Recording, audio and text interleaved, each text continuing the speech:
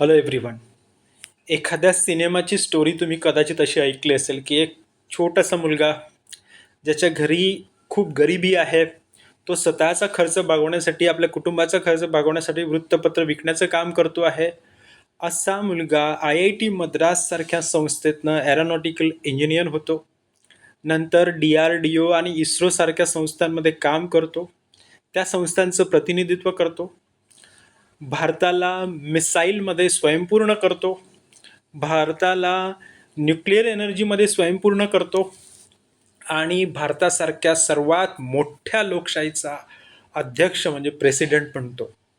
स्वप्नासारखं वाटतंय की नाही? एखाद्या चित्रपटाची कहाणी सांगत नाही आहे. ही कहाणी आहे अबुल पाकीर जलालुद्दीन अब्दुल कलाम म्हणजेच डॉक्टर APJ कलाम यांची.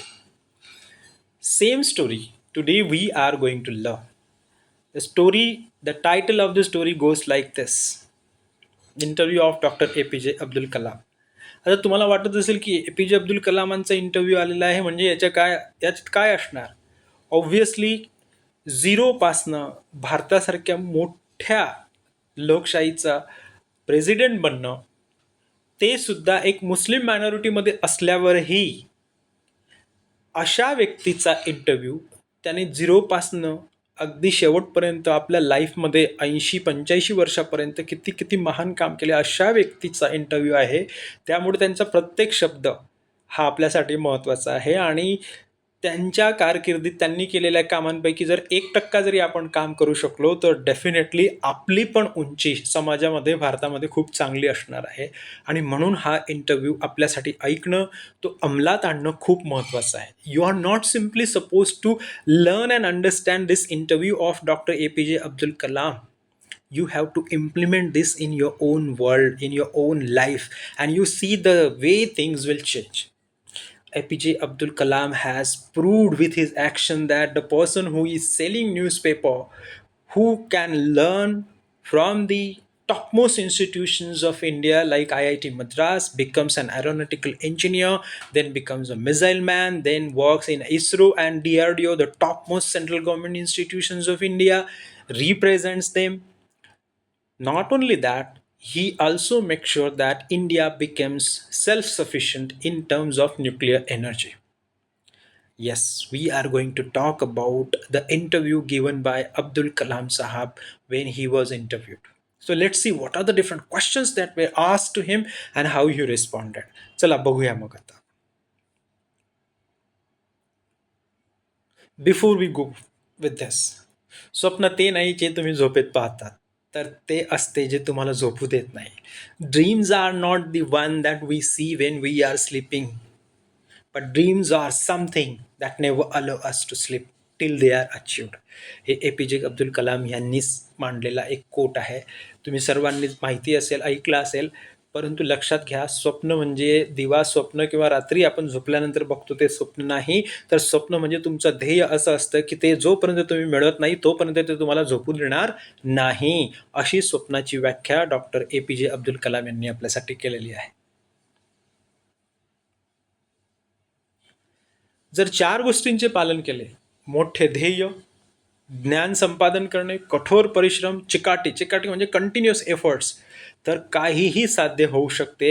हे APJ अब्दुल कलाम यांनी आपल्या कृतीतनं, आपल्या स्वतःच्या ऑटोबायोग्राफीमध्ये विंग्स ऑफ फायरमध्ये हे नमूद केलेलं आहे की जर तुमच्याकडे या 4 गोष्टी असतील तर तुम्हाला कोणतंही ध्येय अचीव करता येतं आणि त्यांनी ते प्रूव्ह केलेलं आहे. वन मोर कोट, म्हणजे मला खूप टेम्पटेशन आहे की तुम्हाला हे सांगावं म्हणून. Don't take rest after your first victory, because if you fail in second, more lips are waiting to say that your first victory was just luck. एकदा तुम्ही तुमचं स्वतःचं ध्येय गाठलं किंवा तुम्ही विजय संपादन केला तुमच्या आयुष्यामध्ये तुमचं एखादं ध्येय अचीव करण्यासाठी, तर त्याच्यानंतर तुम्ही शांत बसू नका, विश्रांती घेऊ नका. जर का तुम्ही विश्रांती घेतलीत आणि तुम्ही दुसऱ्या प्रयत्नामध्ये अयशस्वी झालात, तर लोक तुम्हाला काय म्हणतील की तुमचं जे पहिलं यश संपादन केलंय तुम्ही, ते फक्त आणि फक्त एक बाय चान्स किंवा बाय लक तुम्हाला ते मिळालेलं आहे, असं लोक म्हणतील. लोक कुछ तो कहेंगे, लोगों का काम ही कहना है.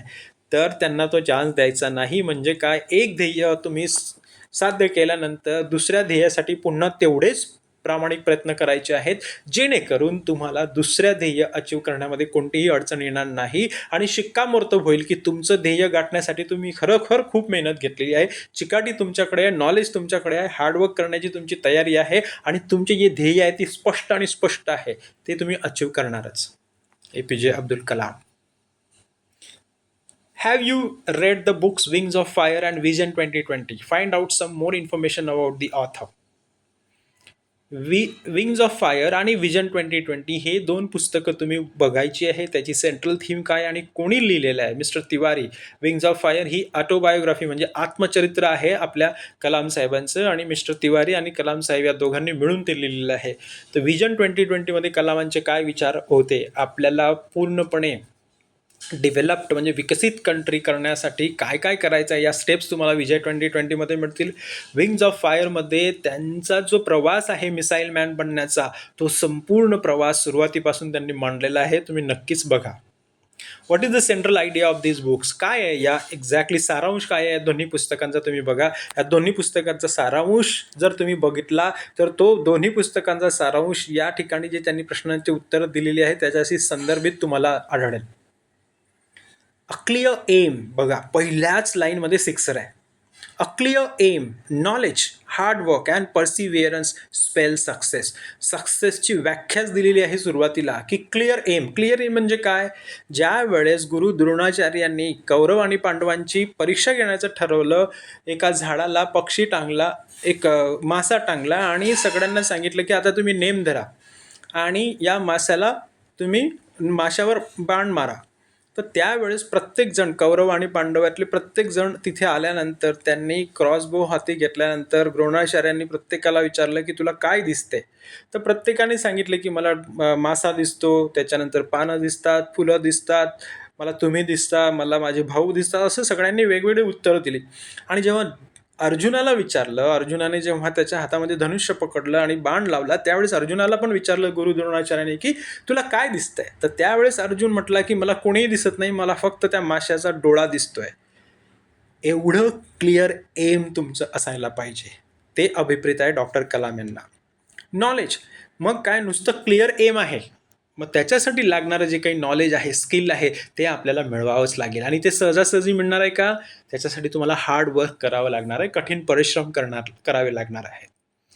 आणि पुष्कळ वेळा असं होतं की आपल्या मार्गात काही अडथळे निर्माण होतात, मग आपण पुष्कळ वेळा ती गोष्ट करणं सोडून देतो. परंतु जर चौथा गुण जो आहे पर्सिव्हिअरन्स म्हणजे काय? चिकाटी.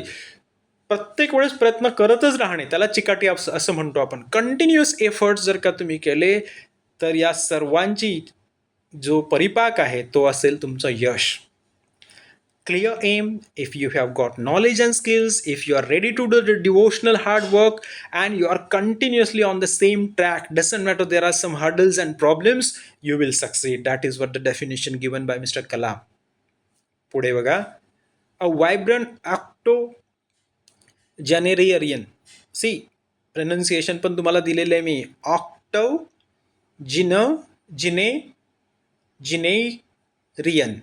ऑक्टोजिनेरियन या शब्दाचा उच्चार. ऑक्टोजिनेरियन म्हणजे काय? की ज्यांचं वय 80पेक्षा जास्त किंवा 85च्या कमी आहे असा व्यक्ती.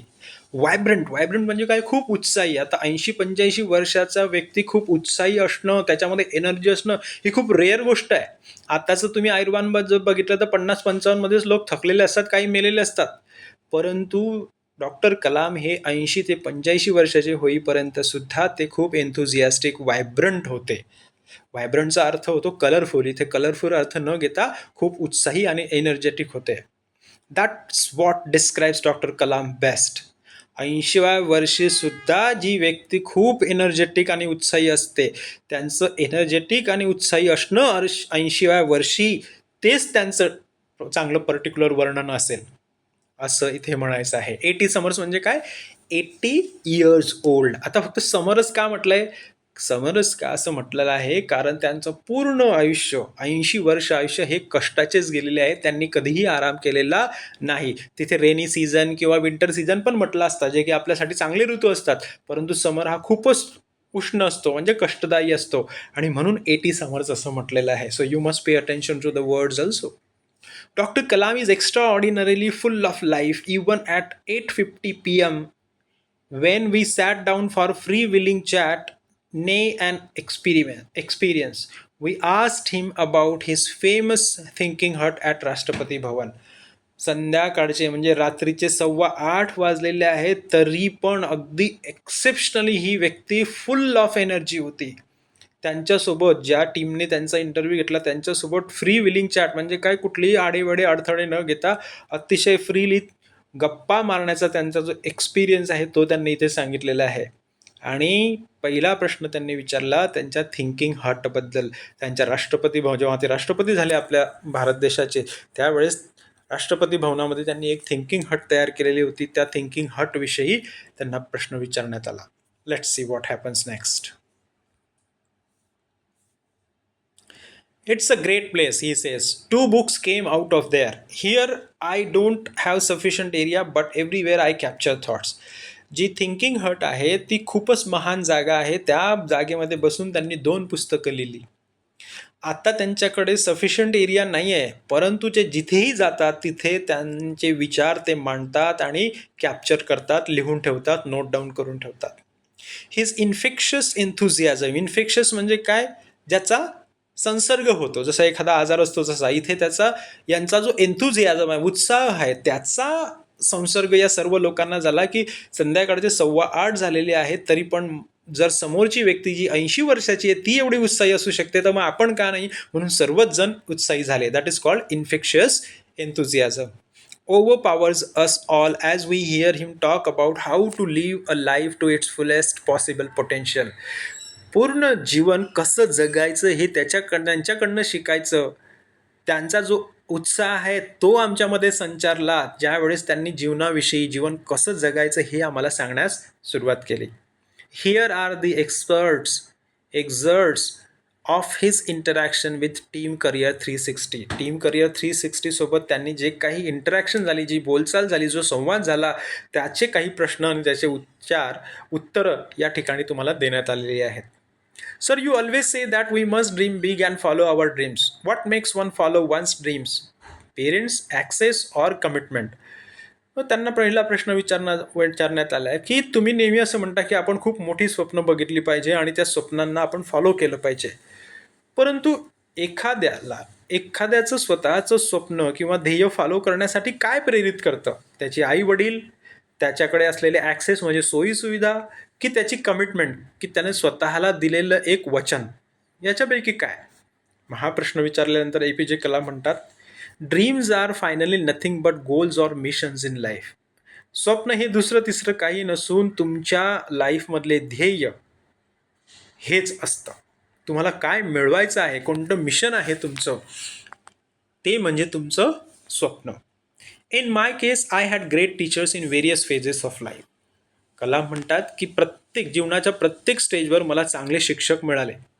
माय father and mother were very useful teachers to me throughout their lives. माझे आई वडील त्यांच्या पूर्ण आयुष्यामध्ये माझ्यासाठी एक चांगले उपयोगी शिक्षक होते. I was the only fellow in the family studying. त्यांच्या पूर्ण परिवारामध्ये तेच एक फक्त शिकत होते. And their commitment to me was absolute. आणि कलामांनी शिकावं यासाठी ते सर्व लोक अगदी कमिटेड म्हणजे वचनबद्ध होते. आणि ॲब्सोल्यूट म्हणजे काय, दुसरा तिसरा कोणताही विचार नव्हता, सगळ्यांचा एकच विचार होता की डॉक्टर कलाम यांनी शिकावं, पुढे जावं.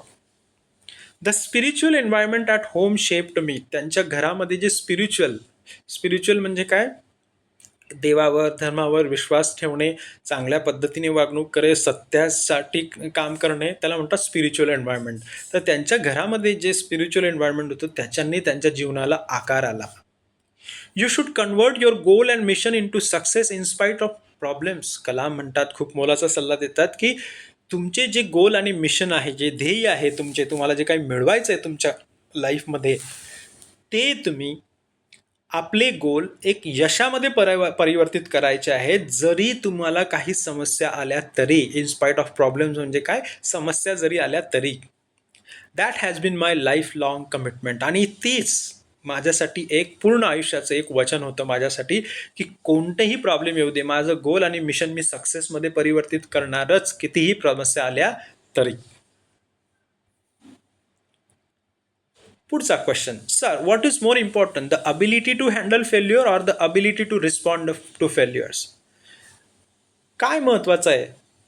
एखाद्या वेळी जे अपयश आलं ते हँडल करणं महत्त्वाचं आहे की त्या अपयशाला उत्तर देणं, जवाब देणं, प्रत्युत्तर देणं महत्त्वाचं आहे? मग कलाम साहेब काय म्हणतात, I have myself gone through many successes and a few failures. मी स्वतः पुष्कळ वेळा यशस्वी झालेलो आहे आणि काही वेळा मी अयशस्वी झालेलो आहे. मी बघितलेलं आहे दोन्ही गोष्टी. I have also met a number of successful people throughout the world wherever I have gone. मी पुष्कळसे जगामध्ये जितक्या जितक्या ठिकाणी मी फिरलो, मला पुष्कळसे जे काही सक्सेसफुल लोक आहेत मी त्यांना भेटलो आहे. When I discussed with them, they revealed how many problems they had encountered. मी जेव्हा त्यांच्याशी चर्चा केली त्यावेळेस त्यांनी मला सांगितलं की किती प्रॉब्लेम्स त्यांना आले होते त्यांच्या यशाच्या मार्गामध्ये. What kind of failures they had, त्यांना कोणत्या प्रकारची अपयश आली ते पण या सक्सेसफुल लोकांनी मला सांगितले. So I have come to the conclusion, बघा स्वतःच्या विचारावरच नाही तर जितकेही सक्सेसफुल लोक आहेत जगाच्या पाठीवर त्यांना भेटलेले, त्या सर्वांशी चर्चा करून शेवटी कन्क्लुजन काय काढतात कलाम साहेब, सर्वांसाठी खूप महत्त्वाचं आहे. That great successes has some element of failure also. तुम्ही खूप यशस्वी झाला, महान यशस्वी झाला, खूप महान व्यक्ती, मोठी व्यक्ती झाला, तरी पण त्या यशामध्ये कुठे ना कुठे हे अपयश असतेच. त्याच्यामुळे घाबरून जायचं नाही. पुढचा प्रश्न आहे, sir why do we find 2/3 of India's engineering graduates unemployable? What do you think is the underline problem? 2/3 भारतीय अभियंते जे ग्रॅज्युएट होतात, BE होतात, ते जॉबलेस असतात, अनएम्प्लॉईड असतात. असं का? काय रिझन असेल? काय या समस्येचं काय असेल रिझन? कलाम साहेबांना विचारतात. कलाम साहेब अतिशय मार्मिक उत्तर देतात आणि तुम्ही सर्वांनी हे लक्षातच ठेवायचं आहे. बघा उत्तर, during my recent visit to Canada I visited a university called Waterloo. कॅनडाच्या वॉटरलू या विद्यापीठाला मी जेव्हा व्हिजिट केली, for an engineering degree the students are taught in the classroom for 1 year. त्यांची इंजिनिअरिंगमध्ये काय असतं की क्लासमध्ये फक्त 1 वर्ष विद्यार्थ्यांना शिकवलं जातं. The next year they go to the industry. पुढच्याच वर्षी ते इंडस्ट्रीमध्ये जातात, कंपन्यांमध्ये जातात शिकायला. So 2 out of 4 years they spend in the industry. 4 वर्षापैकी 2 वर्ष ते ॲक्च्युली इंडस्ट्रीमध्ये काम करतात. कॅनडाचे वॉटरलूच्या विद्यापीठाचे विद्यार्थी इंजिनिअरिंगचे, आपल्या भारतीय नाही. In the industry they learn to work within the system. आणि जेव्हा ते एखाद्या कंपनीत जातात, इंडस्ट्री एरियामध्ये जातात, तर तिथली जी सिस्टम आहे, कशा प्रकारे काम चालतं त्याच्यातच ते शिकत असतात. मग ती सिस्टम कोणती असो, it may be the software system, machine system, electronic system or chemical system. जसं कम्प्युटर IT वाले लोक सॉफ्टवेअर सिस्टम शिकतील, मेकॅनिकल सिव्हिलवाले मशीन सिस्टम शिकतील, इलेक्ट्रॉनिकवाले इलेक्ट्रॉनिक सिस्टम शिकतील, आणि जे केमिकल इंजिनिअरिंगचे विद्यार्थी ते केमिकल सिस्टम शिकतील. परंतु ॲक्च्युली या सिस्टममध्ये जाऊन तिथले जे विद्यार्थी आहेत ते 2 वर्ष शिकतात. तर ऑब्व्हियसली त्यांना इंडस्ट्रीमध्ये काय चालतं, कसं काम चालतं हे सगळं समजतं आणि ते इंडस्ट्री रेडी असतात. परंतु आपल्याकडे चित्र कसं आहे, but they learn to apply what they studied at the university. अशा प्रकारे ते काय शिकलेले आहेत ते ॲक्च्युली उपयोगात आणण्याचं ते शिकत असतात. So when they graduate there is a good demand for them. आणि जेव्हा त्यांचं BE कम्प्लीट होतं, त्यांना ऑलरेडी इंडस्ट्रीचा 2-2 वर्षाचा अनुभव असल्या कारणाने या सर्व इंजिनियर्सला रिक्रूट करण्यासाठी किंवा भरती करण्यासाठी कंपन्यांमध्येच कॉम्पिटिशन चालते. They can hit the ground running. They can hit the ground running ही जी प्रोवर्ब आहे त्याचा अर्थ पण दिलेला आहे मी, बघा, to be ready to work immediately on a new activity. जसा ग्रॅज्युएट झाला तसाच तो लगेचच इंडस्ट्रीमध्ये काम करण्यासाठी तयार झालेला असतो कॅनडाचा विद्यार्थी, कारण तो 2 वर्ष ऑलरेडी त्याने इंजिनिअरिंग इंडस्ट्रीमध्येच केलेली असते. परंतु आपल्याकडे तसं होत असतं का? आपल्याकडे पहिल्यांदा मग त्याला प्रॉबेशन पिरियड असतो 6 महिन्याचा, 1 वर्षाचा. मग तो त्या तिथल्या कंपनीची सिस्टम शिकतो आणि मग त्याला पुढे चालून चांगला पगार मिळत असतो 1 वर्ष किंवा 2 वर्ष गेल्यानंतर. म्हणून आपल्याकडे लोक अनएम्प्लॉईड आहेत इंजिनियर. एक दगड उचला, कुठल्याही गर्दीत मारा, 2-4 इंजिनियर्सला तो लागेल असं म्हटलं जातं. परंतु हे तेच इंजिनियर आहेत की ज्यांनी फक्त रणछोडदास डिग्री घेतलेली आहे, त्यांच्याकडे नॉलेज आणि अपडेटेड स्किल्स नाही आहेत, म्हणून ते घरी बसून आहेत. लक्षात ठेवा. पुढचा प्रश्न, so is it a lack of integration between real life work and academia? म्हणजेच तुम्हाला असं म्हणायचं आहे का, की आपले जे रिअल लाईफ आहे आणि जे काही आपण शिकतो, त्या दोघांमध्ये काहीही इंटिग्रेशन म्हणजे सांगड नाही आहे. त्याच्यामुळे आपण बेरोजगार आहोत का? असा प्रश्न विचारला गेला आहे कलाम साहेबांना. आता कलाम साहेब काय उत्तर देतात बघा. I want to share with you my own experience. In 1957, I studied aeronautical engineering in Madras Institute of Technology. ते म्हणतात मला माझा स्वतःचा अनुभव तुम्हाला सांगायचा आहे. 1957 मध्ये मी IIT मद्रासमधनं एरोनॉटिकल इंजिनिअरिंग झालो. एरोनॉटिकल इंजिनिअरिंग म्हणजे काय? जे रॉकेट्स वगैरे, मिसाईल्स वगैरे तयार करतात ना, एअरक्राफ्ट तयार करतात, याच्याची डिग्री. मग त्यांनी त्यात डिग्री केली, BE केलं. It was a difficult discipline to get into, आणि ही खूप कठीण अशी ब्रँच आहे एरोनॉटिकल इंजिनिअरिंग, आणि त्यातल्या त्यात IIT मद्रास, तिथे जाणं, ॲडमिशन घेणं होणं खूप कठीण असतं. वी वेर ओनली 9 स्टुडंट्स, फक्त 9 विद्यार्थी होते कलाम साहेबांसोबत. किती कठीण असेल तुम्ही मला समजू शकता. Professor Srinivasan gave us 6 months project in our final year. त्यांच्या शेवटच्या वर्षी प्रोफेसर श्रीनिवासननी त्यांना एक प्रोजेक्ट दिला. तुम्हालाही सर्वांनाही प्रोजेक्ट करायचा आहे. The project was to design low level, low altitude, he clarifies, attack fighter. Low लेवलचे म्हणजे कमी पातळीचं अटॅक फायटर एअरक्राफ्ट तयार करण्याचा प्रोजेक्ट कलाम साहेब आणि त्याच्या टीम मेंबर्सला दिला प्रोफेसर श्रीनिवासन यांनी. So having studied aerodynamics, structures, propulsion, control etcetera, या सर्वांनी एरोनॉटिकल इंजिनिअरिंगमध्ये एरोडायनॅमिक्स म्हणजे काय, की एखाद्या वाहनाला हवेचा कमी प्रतिरोध व्हावा, ते त्याचं शास्त्र म्हणजे एरोडायनॅमिक्स. स्ट्रक्चर्स, मग त्याचा सांगाडा कसा असावा. प्रोपल्शन म्हणजे काय, वरती तो कसा जाईल, पूर्ण गुरुत्वाकर्षण वगैरे सगळ्यांच्या विरुद्ध, त्याला प्रोपल्शन असं म्हणतात. आणि कंट्रोल, या सर्व गोष्टींचा कंट्रोल कसा करायचा, या सर्व गोष्टी एरोडायनॅमिक, स्ट्रक्चर, प्रोपल्शन, कंट्रोल हे एरोनॉटिकल इंजिनिअरिंगमध्ये या सर्वांनी शिकलेलं आहे. आणि या सर्व गोष्टी शिकलेल्यांचं ॲप्लिकेशन करण्यासाठी प्रोफेसर श्रीनिवासन यांनी त्यांना सांगितलं की तुम्ही low level attack fighter aircraft तयार करायचं आहे. मोठं काम आहे बघा. आता we had to put them together into a workable aircraft system design. आणि या सर्व गोष्टींचं जे नॉलेज होतं ते एकत्र करून त्यांना एक एअरक्राफ्ट तयार करायचं होतं की जे चालणार होतं स्वयंचलित. I was the project leader for that at that time. We did not have computers. आणि प्रोजेक्ट लीडर कोण होते? स्वतः कलाम साहेब होते. त्यावेळेस संगणक वगैरे कम्प्युटर्स नव्हते. I was using the drawing board for the design of the aircraft. मग त्या ड्रॉइंग बोर्डवर, तुम्हालाही ड्रॉइंग शीट असतील, त्या ड्रॉइंग बोर्डवर, ड्रॉइंग शीट्सवर हे ते डिझाईन काढत होते कलाम साहेब की आपल्याला कसं करायचं आहे. कारण प्रत्यक्षात प्लॅन तयार करायचा लागतो, स्केलेटन तयार करावं लागतं आणि मग त्यावर काम करावं लागतं. मग तो प्लॅन हे ड्रॉइंग शीटवर तयार करत होते. And my friends were all around me. आणि त्यांचे जे मित्र होते ते त्यांच्या आजूबाजूला उभे होते. प्रोफेसर श्रीनिवासन, द गाईड केम, सॉ and sed, I am completely disappointed with your work. जेव्हा प्रोफेसर श्रीनिवासन आले, जेव्हा ड्रॉइंग शीटवर ते डिझाईन काढत होते, त्यावेळेस त्यांनी बघितलं आणि म्हटलं, I am completely disappointed with your work.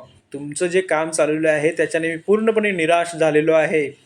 I am going to stop your scholarship. मी तुमची जी स्कॉलरशिप आहे, जी शिष्यवृत्ती आहे, ती बंद करणार. If you don't complete the design in 2 weeks. जर तुम्ही 2 आठवड्यांमध्ये जर का तुम्ही ही डिझाईन कंप्लीट नाही केली तर मी तुमची जी शिष्यवृत्ती आहे ती बंद करेल. I had to return home. Kalam साहेब म्हणतात, जर शिष्यवृत्ती बंद झाली तर मला घरी जावं लागणार होतं, कारण ते गरीब होते, तुम्हाला सगळ्यांना माहिती आहे. We worked hard together day and night, even on Saturdays and Sundays.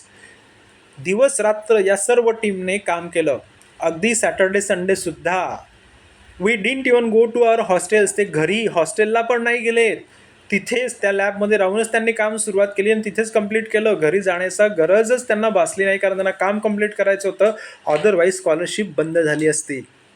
On Sunday evening professor Srinivasan came exactly 1 day before the deadline. डेडलाईनच्या 1 दिवस आधीच संडेला श्रीनिवासन तिथे आले लॅबमध्ये. He saw the design and he was very happy. त्यांनी ती design बघितली आणि ते खूप आनंदी झाले. Then he gave us Madras coffee at his house. मग या सर्वांना बक्षीस म्हणून मद्रास कॉफीचा एक कप प्यायला दिला प्रोफेसर श्रीनिवासन यांनी. Doctor Kalam loves again as he remembers. आता त्यांना जेव्हा ते आठवतं आहे तर ते हसतायत, हसत हसत सांगतायत, it taught me the value of planning. आणि या गोष्टीने, या संपूर्ण एक्सरसाइजमुळे त्यांना काय शिकवलं की प्लॅनिंगचं महत्त्व किती आहे. जसं ड्रॉइंग शीटवर त्यांनी त्या डिझाईन्स काढल्या. टीमवर्क, प्रत्येकजण महत्त्वाचा आहे टीममध्ये, आणि टाईम, आणि सर्वात महत्त्वाचा आहे टाईम. डेडलाईन होती त्याच्या एक दिवस आधीच संडेला त्यांनी या सर्व गोष्टी तयार करून दिल्या, डिझाईन तयार करून दिली. त्याच्यामुळे त्यांना एक एक कप कॉफी प्यायला मिळाली, नाहीतर स्कॉलरशिप बंद झाली असती. But what we learn most was that in the education system, आणि याच्याही व्यतिरिक्त सर्वात जास्त आम्ही काय शिकलो की आपली जी एज्युकेशन सिस्टम आहे, शिक्षण संस्था जी आहे आपली, while we study mechanical engineering or electrical engineering or chemical engineering etc, we should also have a clear understanding of how it all fits into a larger system.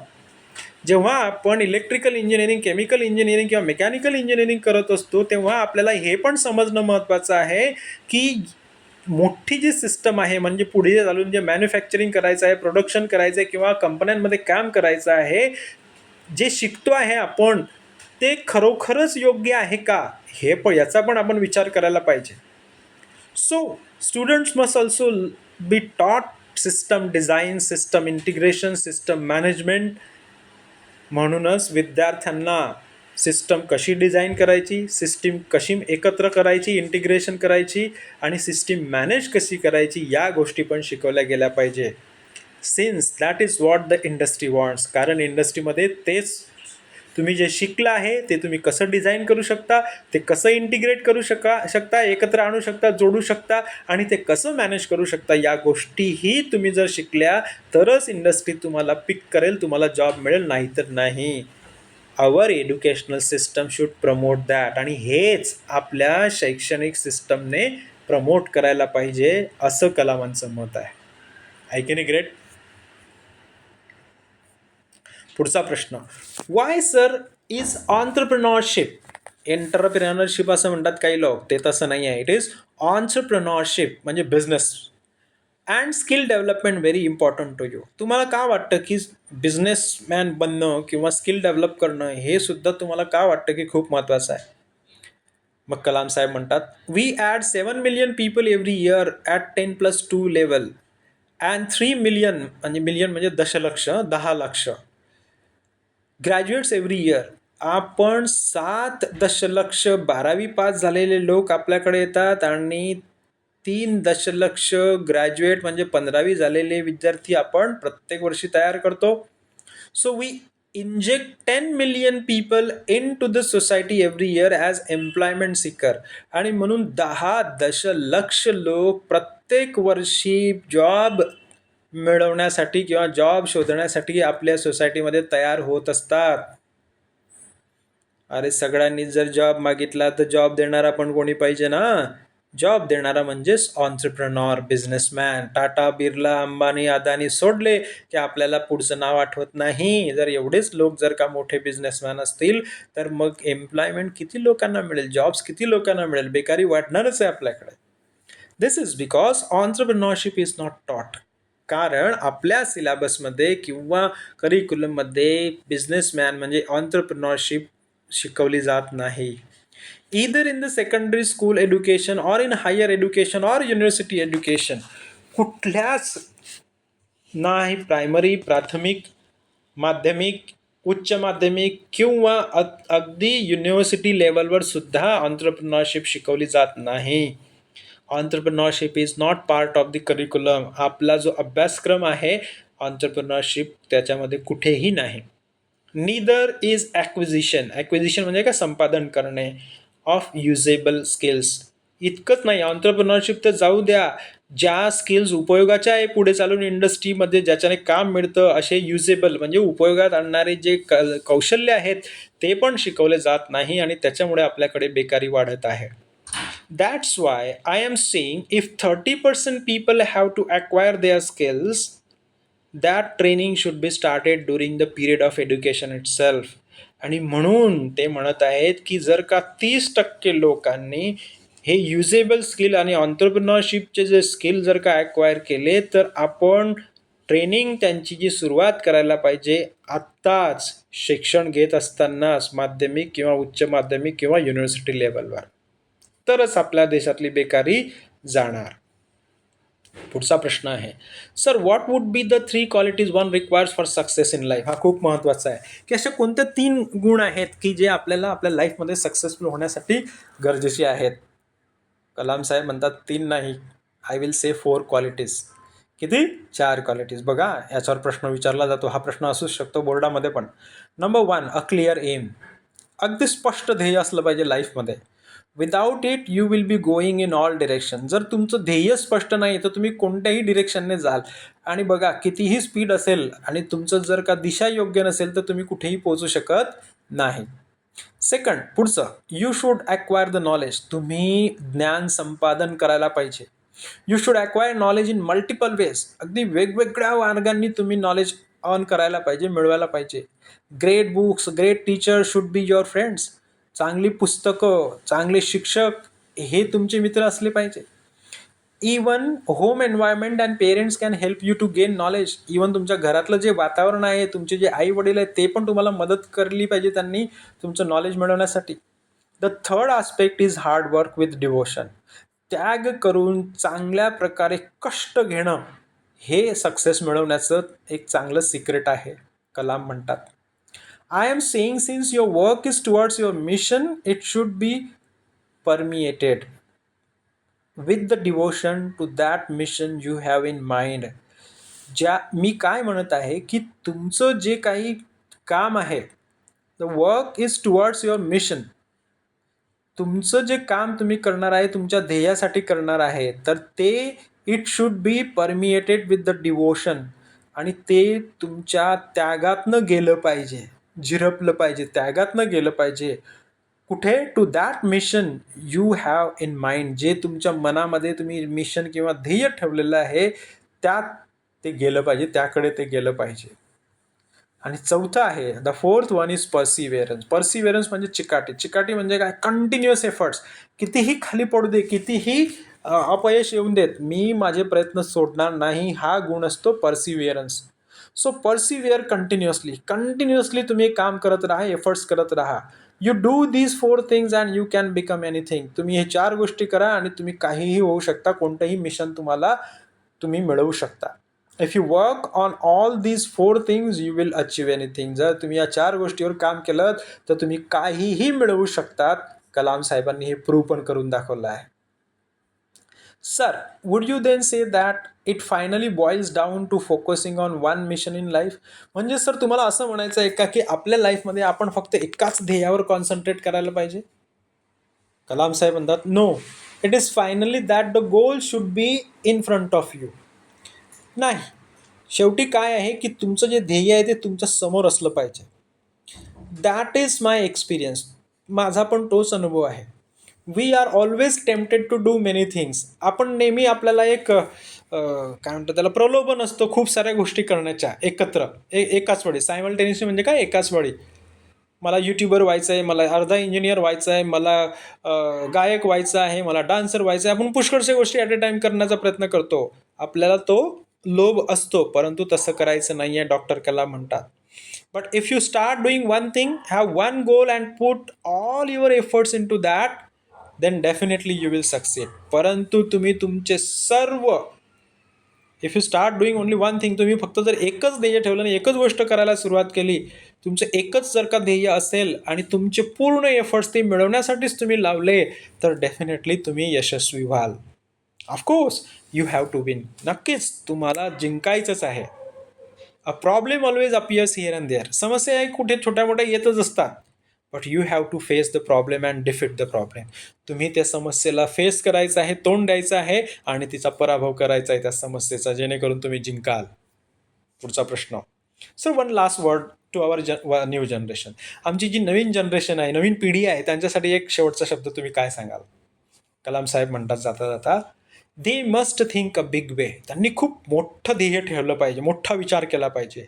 I remember 2000 years back there was famous saying in Thirukkural by saint poet Thiruvalluvar वेल्लंथानयथु मलार मंदार्थम उल्लाथनरियू उवर्वू. हे तिकडचे शब्द आहेत, त्या लँग्वेजमधले आहेत. त्याचा अर्थ पण सांगितलेला आहे की जे संत होते, पोएट होते, त्यांनी काय म्हटलेलं आहे, it means just like the height to which a lily would grow. Lily नावाचं जे फूल आहे, ज्या हाईटला, ज्या उंचीला ते ग्रो होतं किंवा वाढतं, it is the height of thoughts that determines the height to which you could aspire for. तर तुमच्या विचारांची जी उंची आहे, तुम्ही जेवढा उच्च विचार कराल त्या उंचीवर तुम्ही जाऊ शकता. जर तुम्ही मोठं ध्येय असेल तरच तुम्ही मोठं काहीतरी अचीव करू शकता, अदरवाईज नाही. नाही, मला 9 ते 5 जॉब करायचा आहे, एक इंजिनिअरिंग फर्ममध्ये काम करायचं आहे, 1-2 लाख पगार मिळवायचा आहे आणि घरी बसायचं आहे बोंबलत. हे तुमचं जर छोटंसं ध्येय असेल तर तुम्ही मोठं अंबानी किंवा अदानी किंवा टाटा बिर्ला बनू नाही शकत. हेच कलाम साहेबांना यातनं सांगायचं आहे. So as human beings they should have great thoughts. म्हणून विद्यार्थ्यांसाठी, नवीन पिढीच्या लोकांनी त्यांच्याकडे खूप उच्च विचार असले पाहिजे. ग्रेट मोठं ध्येय असलं पाहिजे. And when thoughts get transformed into action performed with perseverance and devotion, success has to follow. जेव्हा तुमचे विचार तुमच्या कृतीमध्ये परिवर्तित होतात, त्या कृतीमध्ये कंटिन्युअस पर्सिव्हिअरन्स म्हणजे चिकाटी असते, त्याग असतो, सक्सेस येणार. थँक्यू. धन्यवाद. आय होप की तुम्हाला ही स्टोरी समजली असेल. आता या स्टोरीमध्ये काय कठीण शब्द आलेले आहेत त्याचा उच्चार आणि त्याचं अर्थ सांगतो. Vibrant, full of activity or energy, खूप उत्साही, की ज्यांच्यामध्ये खूप सारी एनर्जी असते. Octogenarian, someone who is between 80 and 89 years old. अष्टवर्षीय, की जे 80 ते 89 वयाच्या दरम्यान ज्यांचं वय असतं असे. Infectious, that spreads quickly from one person to another person. संसर्गजन्य, जसं कोरोना होता तसं, पण इथे कोरोनाचा उल्लेख नाही आहे. इथे काय, उत्साह, एनर्जी. कलामांची एनर्जी इतरांना, 360ची जी टीम गेलेली होती त्यांना मिळाली, त्याला म्हणतात संसर्गजन्य. फ्री विलिंग, ॲक्ट विदाउट कन्स्टंट्स, कोणतेही प्रकारचे निर्बंध न करता कार्य करणे. ॲक्सेस, ऑपॉर्च्युनिटी टू रीच, एखादी गोष्ट वापरण्याची संधी, म्हणजे काय, त्यांना चान्स मिळतो. कमिटमेंट, डेडिकेशन, वचनबद्धता. एक बार जो मैंने कमिटमेंट कर दी तो मैं अपने आप की भी नहीं सुनता, सलमान खानचा डायलॉग तुम्हाला माहिती असेल. एनकाउंटर, टू एक्सपिरियन्स समथिंग, समोरासमोर एखाद्याची भेट होणे किंवा आपल्याला एखादी गोष्ट फेस करणे, त्याला म्हणतात एनकाउंटर. अनएम्प्लॉयबल, बेरोजगार, तुमच्यापैकी कोणीच बेरोजगार राहायला नको, लक्षात घ्या. ज्याच्याकडे कोणतंही नॉलेज आणि स्किल नाही असे लोक बेरोजगार असतात. इंटिग्रेशन म्हणजे एकत्रीकरण, the combining of 2 or more things so that they work together effectively. Deadline म्हणजे तुम्ही या तारखेच्या आत ते गोष्ट कंप्लीट करणे, त्याला म्हणतात deadline. The date or the time by which you have to do or complete a given task. Entrepreneurship, someone who starts a new business or arranges business deals in order to make money, often in a way that involves financial risk.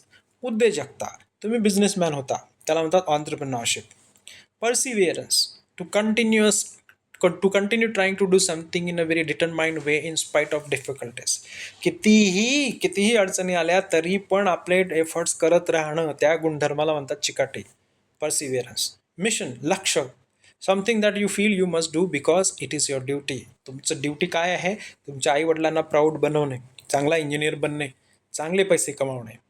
Transform म्हणजे रूपांतर होणे, complete बदल होणे. Metamorphosis, to completely change the appearance, form or character of something or someone especially in a way that improves it, म्हणजे चांगल्या प्रकारे रूपांतर होणे, बदल होणे.